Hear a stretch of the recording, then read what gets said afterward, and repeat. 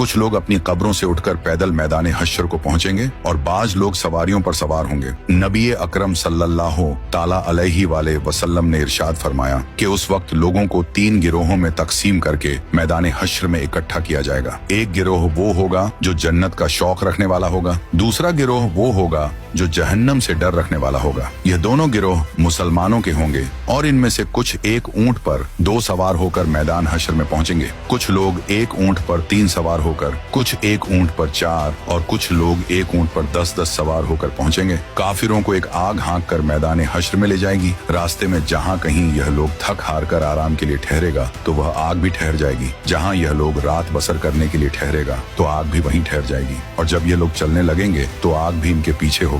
और उनमें से कुछ लोग अंधे और बहरे होने के बावजूद मुंह के बल चलकर मैदान हश्र में पहुंचेंगे। हजरत अनस बिन मालिक रजी अल्लाह ताला अन्हु से रिवायत है कि एक आदमी ने अर्ज किया, ऐ अल्लाह के नबी, काफिर अपने मुंह के बल कैसे चलाया जाएगा? तो हुजूर अलसलातो सलाम ने इरशाद फरमाया, वह जात जो 2 पांव पर चला सकती है, क्या वह इस बात पर कादिर नहीं कि कयामत के रोज उसे मुंह के बल चला दे? और कुछ लोगों को तो फरिश्ते मुंह के बल घसीट कर मैदान हश्र में लाएंगे और इस तरह अल्लाह तबारक व ताला मैदान हश्र में इस तरह सारी मखलूक को इकट्ठा करेगा कि एक फर्द भी बाकी नहीं बचेगा। और एक रिवायत के मुताबिक शाम का इलाका मैदान हश्र होगा, जबकि दूसरी रिवायत के मुताबिक मैदान अरफात ही मैदान हश्र होगा। मैदान हश्र के जमीनो आसमान हमारे मौजूदा जमीनो आसमान के अलावा नए तखक शुदा जमीनो आसमान होंगे। नई जमीन हर तरह के फितनो फज और जुल्म से पाक होगी और उस दिन जमीन अल्लाह रब्बुल इज्जत के नूर से चमक रही होगी। लोग चमकदार खाकिस्तरी रंग की साफ सुथरी जमीन पर इकट्ठे किए जाएंगे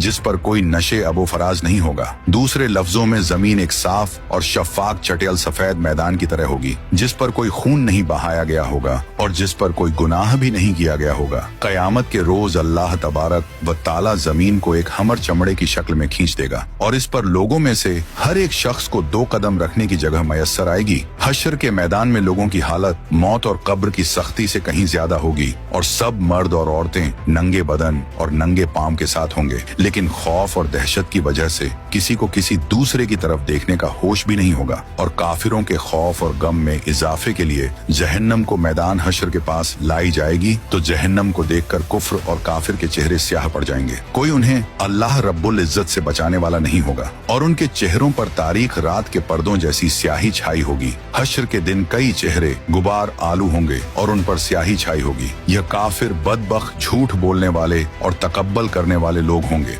क्योंकि महशर की मैदान में सूरज 10 गुना ज्यादा तेज होगा और हर आदमी को यूं महसूस होगा कि सूरज जमीन से कुछ गज के फासले पर है। धूप की सख्ती